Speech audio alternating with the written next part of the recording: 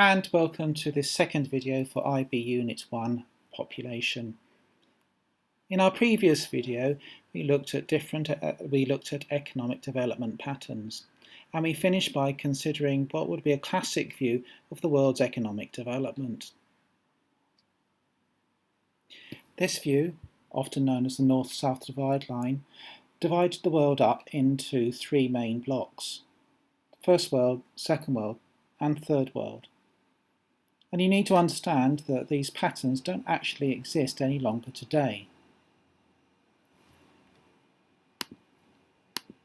Despite this, many geography syllabuses will refer to less economically developed countries and more economically developed countries, developing world or the developed world, and unfortunately still the terms First World and Third World are still in use today. But as we will see in this unit of work, the picture is increasingly complex. So we're starting to see new and emerging patterns of economic development around the world. As a result of this new emerging economic development, we're starting to see new collections or groups of countries. The most prominent of these is probably the BRICS countries. BRICS is the acronym coined for the association of 5 major emerging national economies: Brazil, Russia, India, China and South Africa. The BRICS members are known for their significant influence on regional affairs, and since 2009 the BRICS nations have had their annual formal summits. All the BRICS countries are also members of the G20 as of 2018. These 5 nations have a combined national GDP, which accounts for about 23% of the world's gross domestic product. So together they form a significant economic bloc.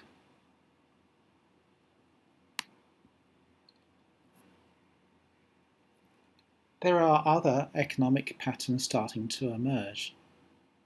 So what about these different groups of countries? One of them is called MINTs. The MINT countries are emerging growing economies, but they're not nearly as large and powerful, and they are located in 4 different continents. Unlike the BRICS, the MINTs have no formal cooperation between themselves.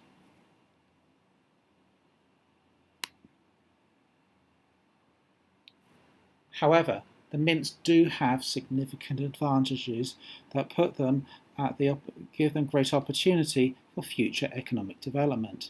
They all have geographical positions which they can use to their advantage for world trade. For example, Mexico is next door to the US, but also to Latin America. Indonesia is in the heart of Southeast Asia. But it also have deep connections with China.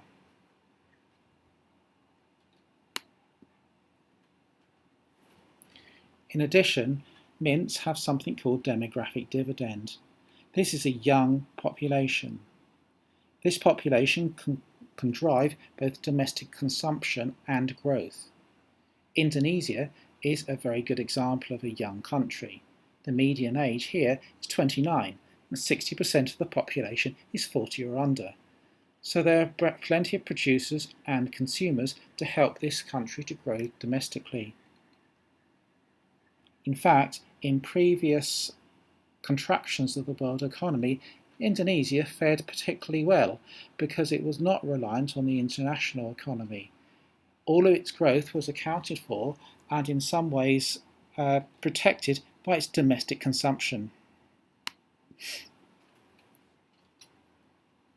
The acronyms continue. CIVETS. CIVETS is an acronym for the countries of Colombia, Indonesia, Vietnam, Egypt, Turkey and South Africa, which in the late 2000s were highly regarded as the next emerging market economies that will grow quickly during the next few decades.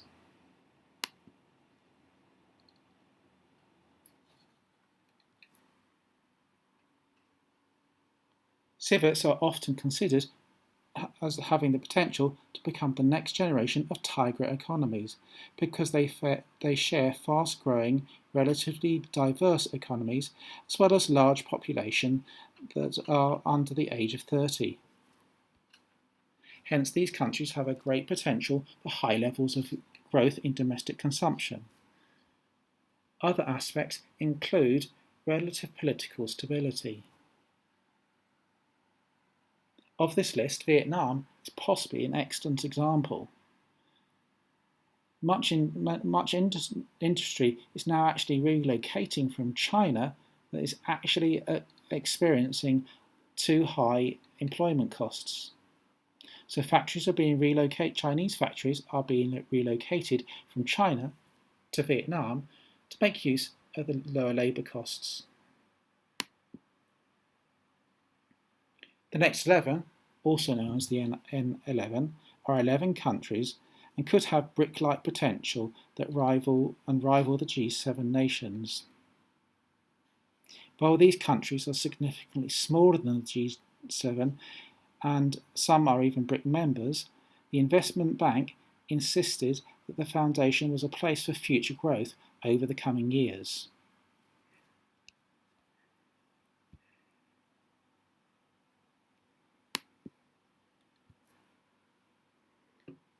In addition, we have oil-rich countries.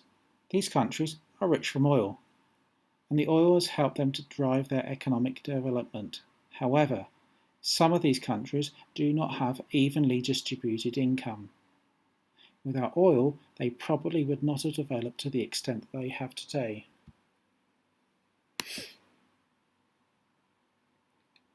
Another phrase that we might be using throughout this course is recently industrialized. These are examples of countries in the late 2000s that are industrialised at comparative last. South Africa, Mexico, Brazil, China, India, Malaysia, Philippines, Thailand and Turkey are examples. As you've realised in this video, many of the countries overlap between different categories. So we can see that the new world emerging economy is much more complex.